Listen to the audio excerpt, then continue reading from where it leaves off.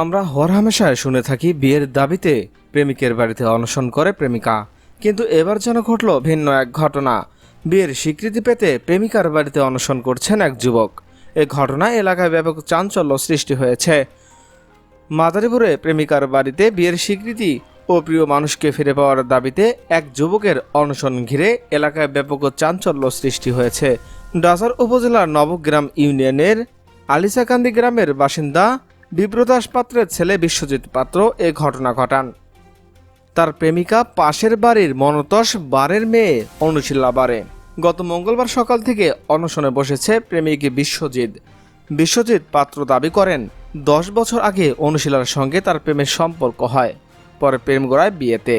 4 বছর আগে তারা কোর্ট ম্যারেজের মাধ্যমে বিয়ে করেন।